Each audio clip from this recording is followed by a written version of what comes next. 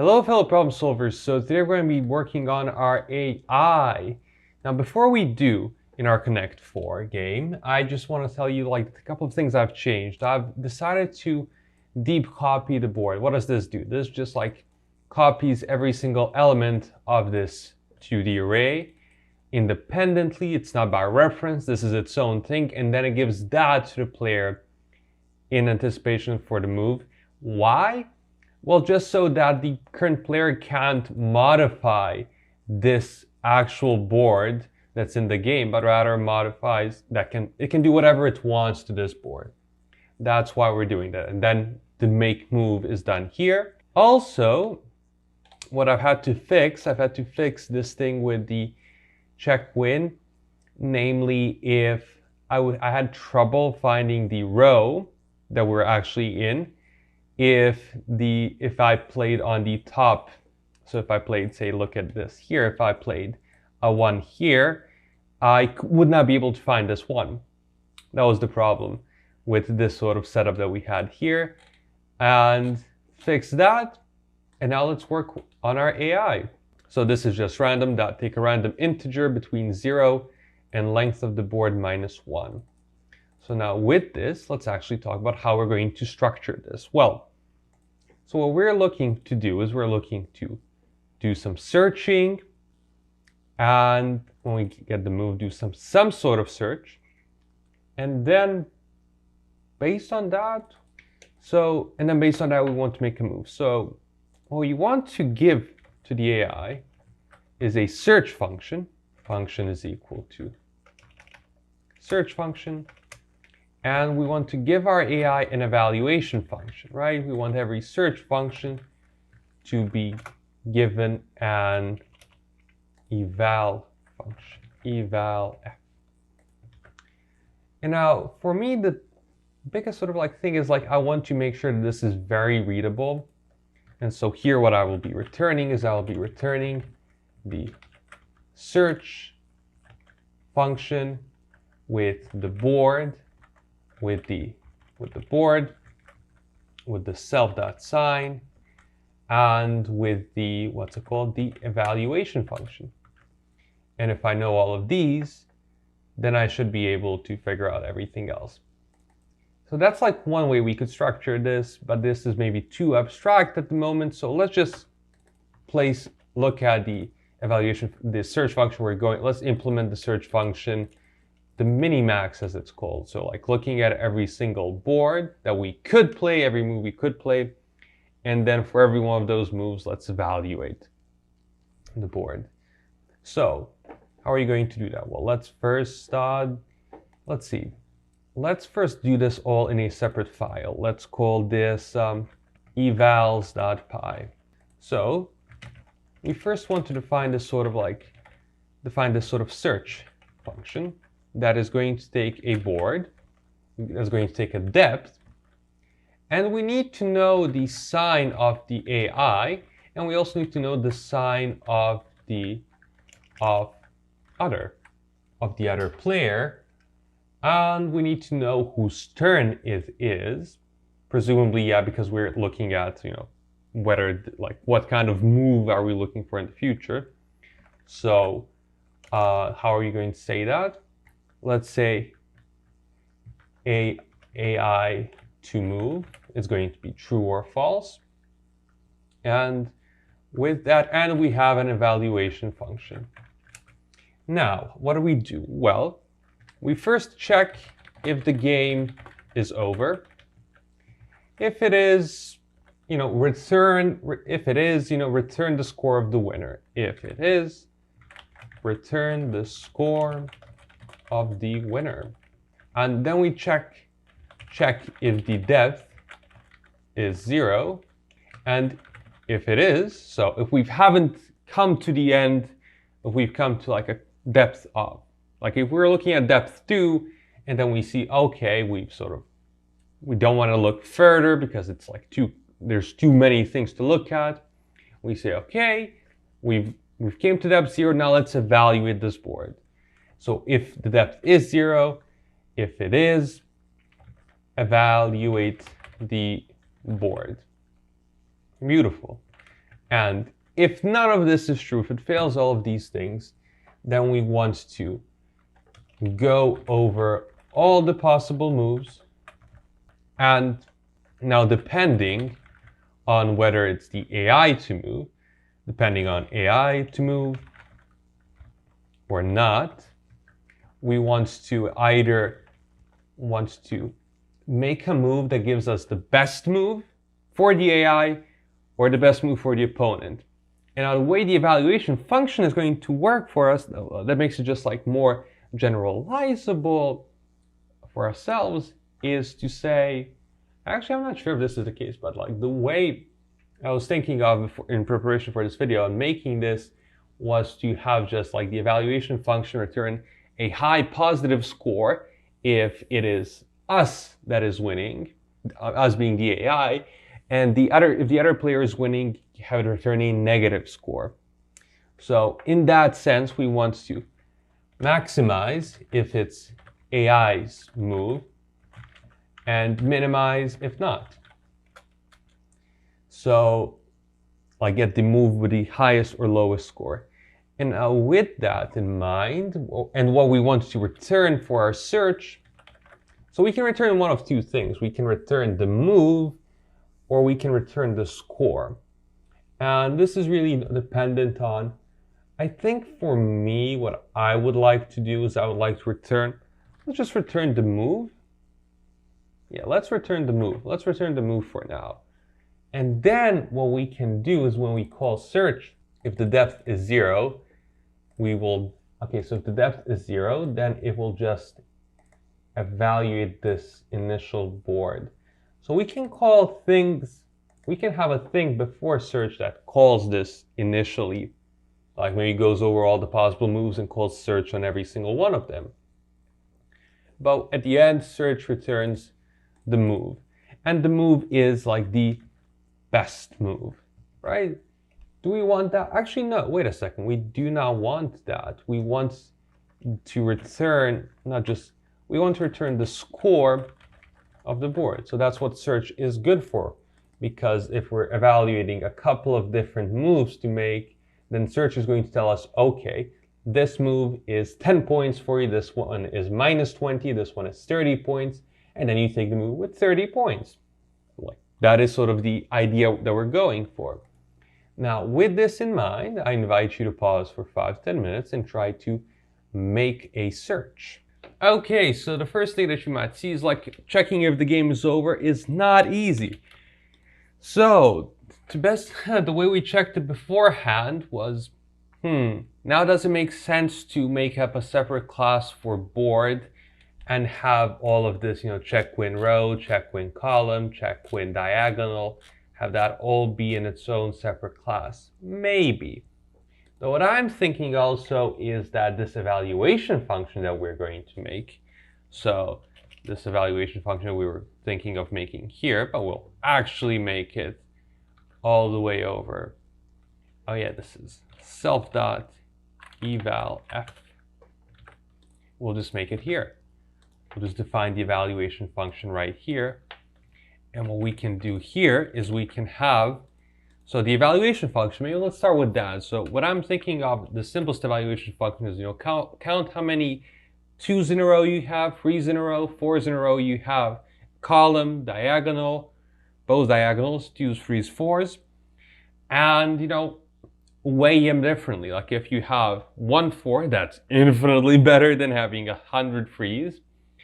I mean, you will never have 100 3s, but say if you have a 3, that's better than 2 2s, or something like that. And to do that, we'll need to have a function that, counts how many, how are we going to do this? What kinds of functions do we need? We need a function that for every sort of cell, every sort of column and row, we count how many 2s, 3s, 4s in a row it's a part of. So to do that, we have, okay, so counts, rows, columns, diagonals. We have a board, assign, a row, or R, and a column that the sign is located in. Let's assert that the board of the R and row and column is equal to the sign. And now what we do is we're going to count. We're going to count. Do we want to count separately? Do we want to add up the row? Maybe we can have the score be here. So maybe we just can not maybe count, maybe like score the row, column, and diagonal. So we first need to, count row for the board, the sign, the row, and the column.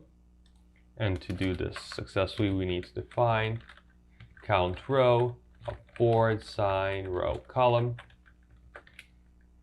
And now what happens here is what we'll do is similar to what we've done in the actual game, where we're counting in the number that we have here. We're doing like check win column.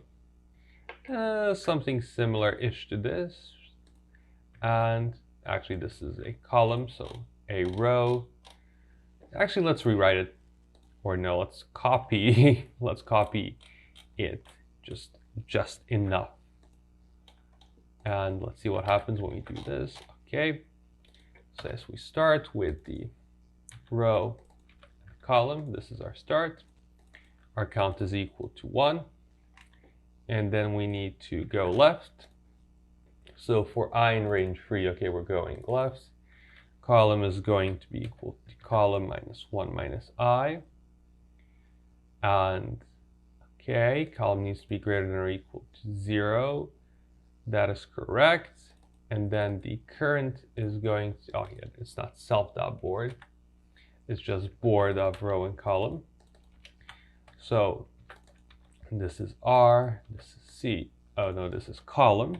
And so what does this say? So it says we go left, C minus 1 minus I. So we're going from this specific column. We're going by here, minus 1, minus 1, minus 1, as long as it's greater than or equal to 0. This is the current.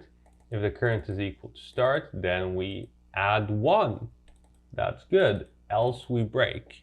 And if column is going to be, so we break out of the loop if it's not equal to 1. And then we go do this again. Now we need to go right. And let's see what happens when we go right. We go 4 minus the count under range because we're really not interested if it's 5 in a row. It doesn't really matter to us. So we have column, length of board 0. Sure, this thing works. We just don't want to like be outside of here. And the rows are, if the current is equal to start, I already know. So instead of start, we'll say sign. There's no need to assign this again. Sign again. And count is equal to current. If current is equal to sign, plus equals 1, plus equals 1. Else we need to, if it's not equal to this, we need to break out. Or here we also need to break out of the loop. And what happens is we return the count. Right? That sounds reasonable. And let's actually test this thing out, shall we, in some way, shape, or form. Now I'm thinking, how can we test this out quickly? Actually, let's just run through the logic. So 1 through 3, 4 minus. So if I found, yes, if I found 1, 4 minus 1, count is plus equals 1. There's no reason to do anything here. Go left, go right. There must be a better way to write this though, right? So if column is greater than or equal to 0, and we can have this all be in 1, and current is equal to sign, or board dot this is equal to sign, then we increase the count by 1. And if it's not, we break out. We want to break free. And here we're doing a similar thing. Instead of this being a double, we can have, if this is true, and this thing right here is also equal to the sign, then we delete this, count plus equals 1, else we break out. Now this makes it a lot more readable because we don't need that extra logic for counting the number of things of the same sign in the same row. This is good, sign. I mean, this is just like the preliminary sort of thing that we can write up. Okay, now this is a cool thing. Bam. Now, define count column of board, sign, row, column. This is similar to something we've had here. Check within the column. Again, I'm going to copy and make these. Actually, I'm just going to speed this up now.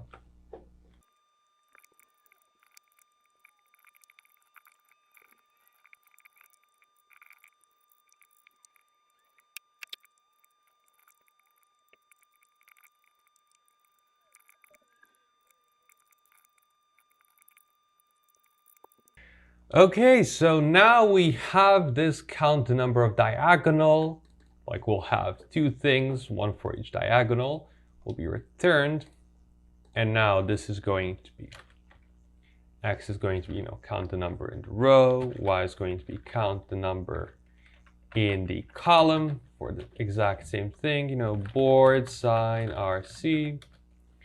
And we're going to have A and B are going to be equal to count diagonal for the board, sign, RC.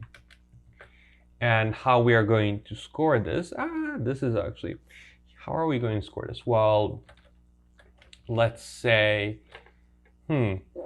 so we want to make sure that if it's a free, that it's a lot better, a free is a lot better than a 2A.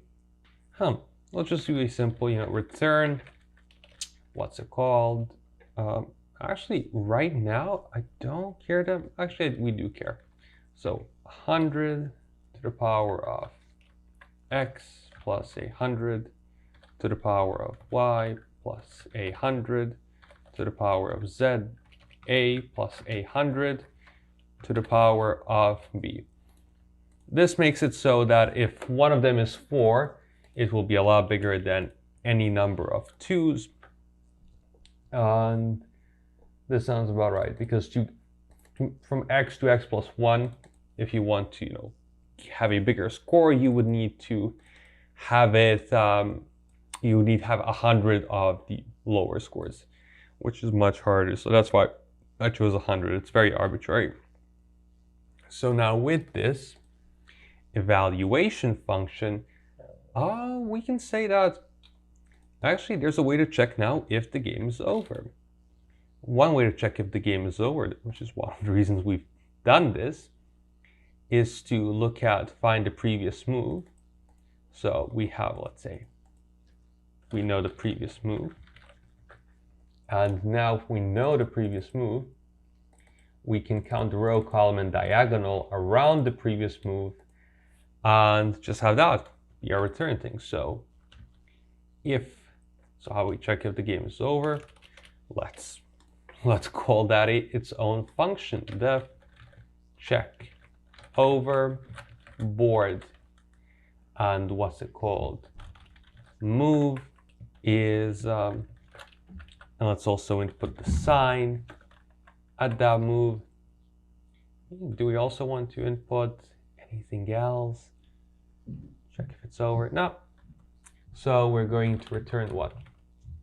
We're going to return count, count diagonal. So let's first do like AB is equal to count diagonal of this thing. And then we're going to have the count, what's it called? Count the row and count the column. We're going to have count column. And now with this, we care if this is equal to 4, actually not equal to 4, greater than 3, or if this is greater than 3, or if one of A or B is greater than 3. So return A greater than 3, or B greater than 3, or this thing greater than 3, or this thing greater than 3. Let's see if there's yes, we can also do this just to make it look much, much nicer. We do this. This makes it lovely. Return A is greater than 3, B is greater than 3. We just need the R and C. We know what the C is. C is going to be equal to the move. And now for R, do we want to check it here? I'm thinking yes, let's just check it here. Let's have, so I is equal to 0, while board of I and move is equal to 0 plus I plus equals 1. And now we know that, what do we know? We know that I is going to be the one we need, right? I is going to be that thing that we're looking for. So I is going to be equal to the row. Yeah, R is going to be equal to the row. I could have also called it R. And instead of I, just used R all the way. So, okay. So we do this to find the row. Find the row where the move was made. And with that, we have a thing that checks if the game is over. Check if over. And it does it with this specific sign. So now with that in mind, that was a mouthful. So now if AI to move, we're going to have one thing. If AI isn't moving, we're going to have another thing. So let's do if AI to move. I'll just make it as simple as that. If AI to move, then we check, what's this thing called? This is called check if over. Check if over of the board previous move. And if AI is to move, then the sign of the player that moved previously wasn't the AI, but rather was the sign of the other.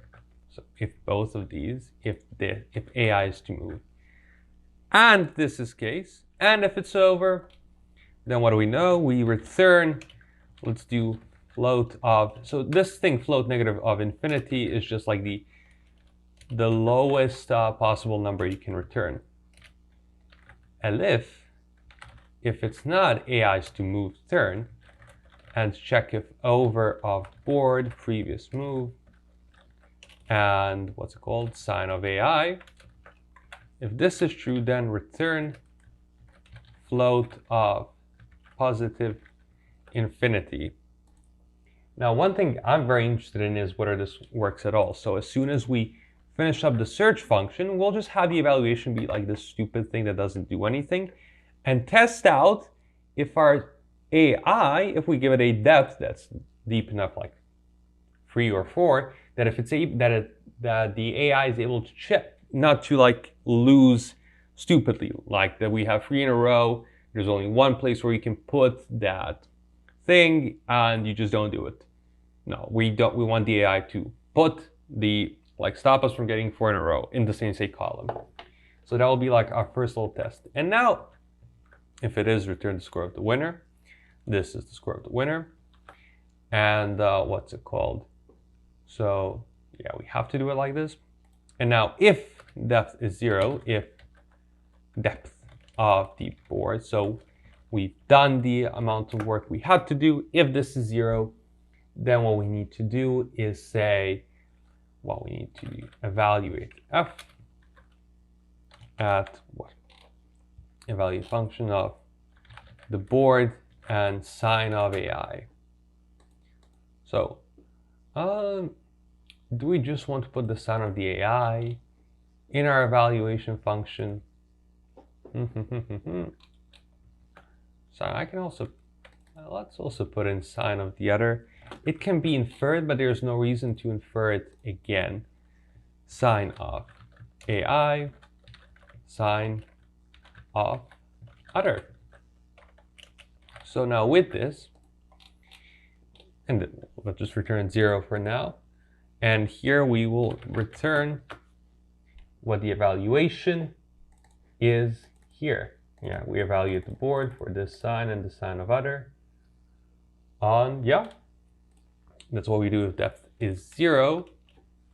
If it is, evaluate the board. And now we need to go over all the possible moves depending on whether it's AIs to move or not.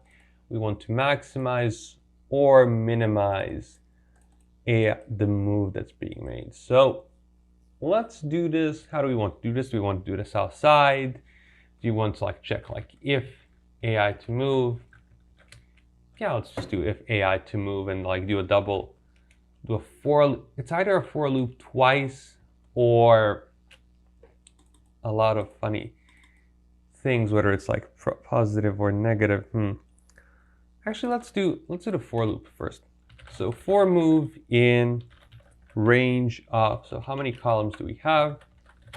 Columns is going to be length of board 0. So how many range columns? For every move here that's in the range, we want to do what? Well, we want to first have a definition of like what the best score is. We want to first like say, okay, best score is going to be float of negative infinity if it's AIs to move, because then, right, sign of, yeah. Else we want it to be float of positive infinity, i.e. if the AI is moving, we're looking at moves with the highest score. So we're going to like go over all the possible moves and see which one has the highest score.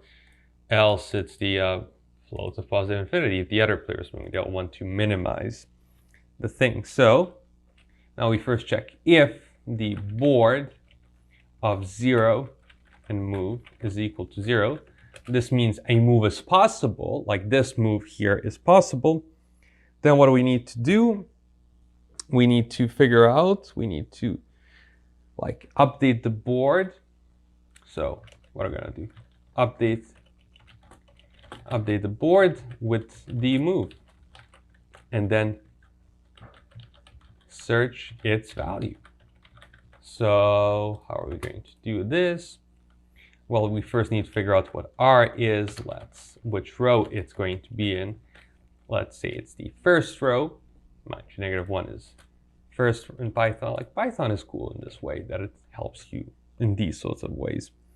So while the board of R and move isn't equal to 0, what we are doing is subtracting 1 from R. And at some point, we will either reach, like, what is this? 0 is negative length of board, negative length of board -1. Like, we'll either reach this or something else. But here's the thing, we break out of the loop when we hit a 0. So that means we'll have this R, an R for which this is equal to 0. And so now we update board of R and move is equal to, so who is to play?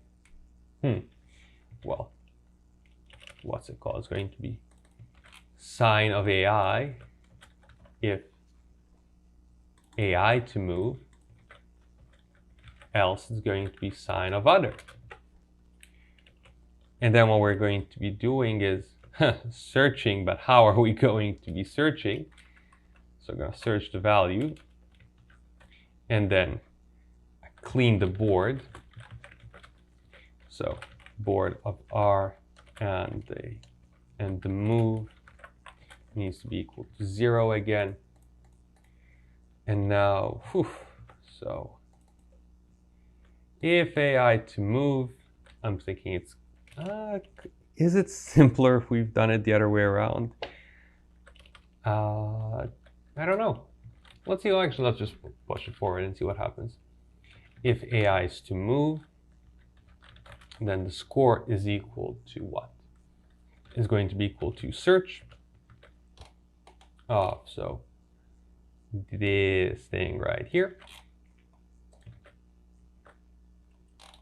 Search of this thing. Board depth -1. Sign of AI, sign of other is to move. not AI to move, the same evaluation function, and the previous move is going to equal to move. And actually, this is the score either way, if I am not mistaken. This is the score in both cases, because we're not changing anything here. So we have this is the score. And then if AI to move, that means we're maximizing, then the best score is going to be equal to the max of the best score and the score. If we're minimizing, then the best score is going to be equal to the smaller of the best score and the score we have here. And then we need to clean the board. Are we missing anything? It doesn't seem like it just now. Maybe there's a mistake somewhere that's been made. And finally, we need to return the score of the board. So return the score of the board. And here I invite you to pause for 5-10 minutes and figure out if we've made any mistake, test this out, and fix any bugs if there are any. Now, the question is, of course, how do we check if we've not made a mistake? It looks good to us. Well, the way we check whether or not we've made a mistake is to actually try to run this in the AI and see if it returns something sensible. Right now, we just have a evaluation function that's nothing. It returns a 0. But the thing I am personally interested in is seeing if the AI is able to figure out, hey, I'm going to lose if I don't play where I need to play. So let's first from evals, let's import the search. And the other thing that we are importing is the evaluation function. So now what do? We go over every possible move that we can make for move in range of, so the number of columns is equal to the length of board 0, and then for every move in the range of columns, what we are going to be doing is we're going to check like the same thing, like very similar to what we've done here. If board of this move is equal to 0, then what we do is, again, I believe very, very similar. Are we still looking to update the board? Well, let's say, yeah, we're looking to update the board. Bam, we've updated the board. Actually, we've not updated the board. We're found out where we need to play the thing. So now we update the board. We're also doing that from here, updating the board. And here we actually know that we're updating the board with our own sign, self.sign.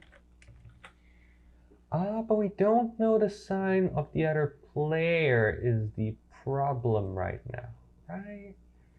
Yes, we don't know the sign of the other player. So to go around that, we either need to find the sign or have it be given to us. So now it makes more and more sense to have this board thing be its own class, just to make that sort of thing easier. Though right now we can just have a helper function that really finds the sign. And how do we, the only question is, what if we're starting first? Then we can just like add 1 to our sign and say like that's the other player's sign, because then it doesn't really matter. But if we're starting second, we can find the other player's sign. And let's just like call this a function. Where do I want to call it? Let's say, just because it's just like a utility thing. So I want to call define find other sign of the board, my sign. And now what we do is we go for, so we have the number of columns is important. It's the length of the board 0. And what we are going to be doing is we're going to be looking for I in range, columns. We're looking if board of -1 and I, the I move. Let's make this move. If this isn't equal to my sign, and this thing is also not equal to 0, then we want to return this. So if current isn't equal to this or isn't equal to that, return current to make this more readable. And we also have second current, which is current again. It might be that the player just played on top of us, and then we do the exact same thing as we did here. And this should be like good for 2-player games. So I'll just like write that as a comment. Good for TP games. And now we're going to from util import, what's that thing called? What do we call it? Find other sign. So now what we're going to be doing is we're going to first call other sign is equal to find other sign of the board and self.sign. And now that we found the other sign, we can pass it into this sort of evaluation function. We're looking at if we make this move, that move, that move, what will happen? We will need to, as before, update the board back to 0 after we're done. And here we're going to be calling our search. So the search is going to give us the score of our move. And let's look at the search one more time. What is it doing? It takes in all of these nice, lovely things. And now let's input what that is. So the board we have. The depth, let's just look at 4. Sign of AI is the self.sign. Sign of the other is going to be other sign. AI to move is false. The evaluation function is self.evalf. And the previous move is move. So let's check this out. Let's double check that in search we are not going to delete what the previous move was. Okay, so this gives us a score. We have the best score is equal to float of negative infinity. And then we're looking to have, after you get the score, then best score is equal to the max of the, actually, we want to return a move here. So move is equal to, let's say, something that will give us an error, columns, if we're wrong. So if best score is less than the score, we want to update what this best score is. Then best score is going to be equal to score, and the, no, not just move, but the best move is going to be equal to the move that we've just made. And we will be returning the best move. So return best move. And now with this, so for every single move, we're doing this. Is it, like, my only question is it remotely similar to what we've done here? Clean the board, yes. Best score, yes. And with that in mind, let's see if this will actually work out. So I need to import the evaluation function actually at this other place. So there's no more eval function here, but we need to input this here. And now when we're instantiating the AI, we're also instantiating the eval func. Let's see what happens. What happens when we play? So, bam, and my sign is 1. Let's see. Current is not defined. Okay, there's a bug. Let's do this quickly. Let's fix all the bugs now. So as we can see that the player has not actually stopped us from winning, which means something's wrong here. So now how do we debug this? Well, what I'm planning on doing right now is to print out what the score is for every single move here. And I'll do that right now. So let's do this quickly.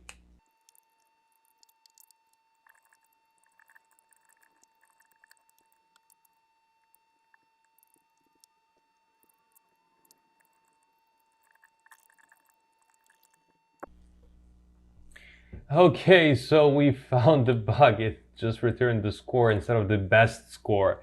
So that was a bit unnecessarily painful. But hey, what can you, like, sometimes the mistakes you make are painful. Like, they're not painful. They're just like, like dumb little things you think you should have like figured out along the way. But now the AI isn't making, dumb moves that don't make any sense, and they can actually stop me if I am going for a win. And if they have a win, I think they should be also able to beat me if, let's see what happens when I play 5. Yes, I'm stopped again. Though I can't be stopped forever because I know, okay.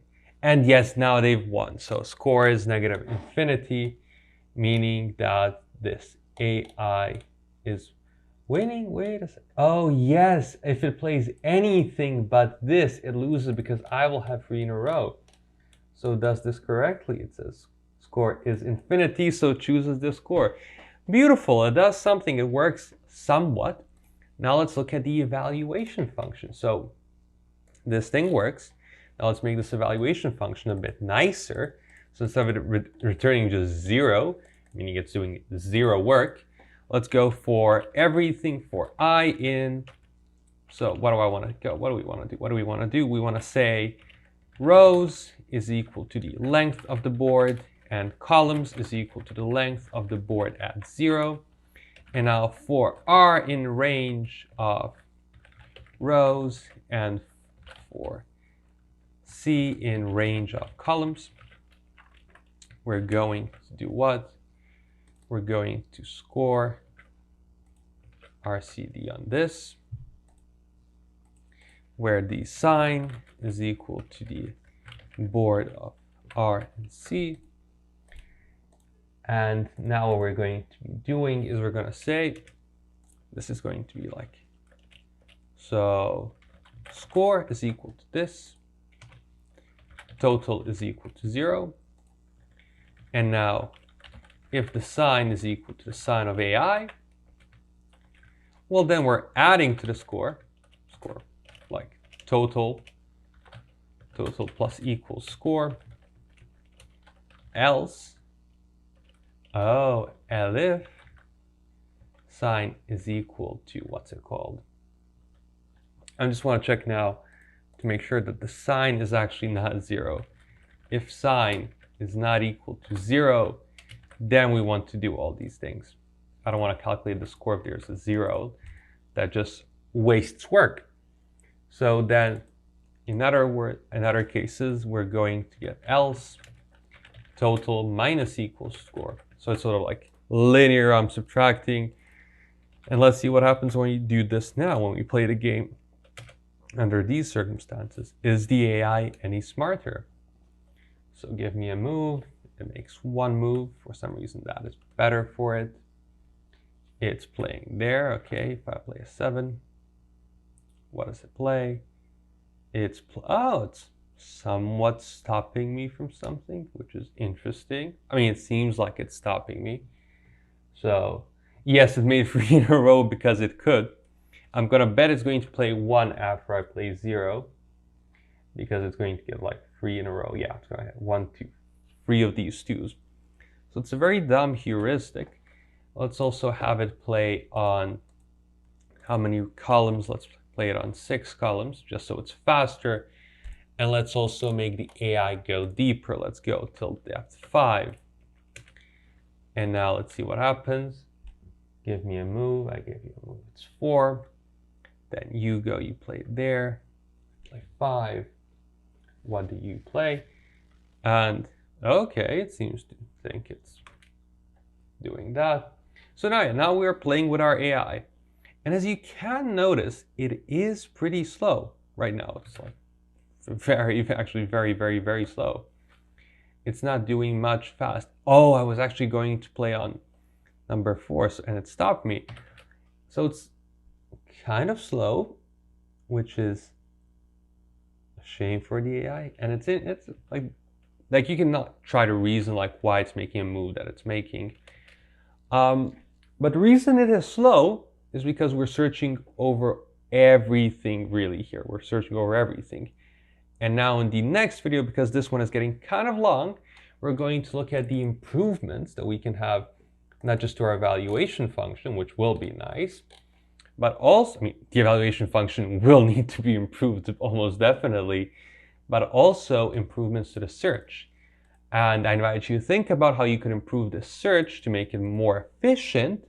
Maybe the idea is, actually let's go to the drawing board.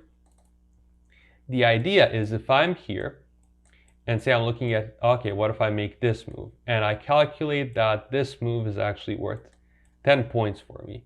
And then I'm here, and I'm in a state where the other player is making a move. And if I see they can make a move, here, they make this move, and that gives me 5 points, then I know this thing right here is going to be at most 5 points. So I don't need to look at the other branches here, because I figured out, wait, I have 10 here. I can just cut this off. And a question for you is, how can you program this? How can you program this maybe recursively? Maybe not recursively. Like, there's many ways you can program this. But a question is, how will you program this? How will you update the search that we already have to deal with this case? And that's one thing we're going to look at. And the other thing is, this evaluation function is not really taking account, mind you, if we have an x here and an x here, this is not counting it as like some potential that's happening here, even if this is empty. It's not counting this as some potential, but rather it's counting this as 1 as 1. Like, it's counting this as the same as this, if there was an O in between. And that just doesn't feel right, now does it? So with that, we're going to end the video here, and let me know in the comments if you want me to do anything more specific, go into depth, explore different types of AIs, and as always, thanks for problem solving.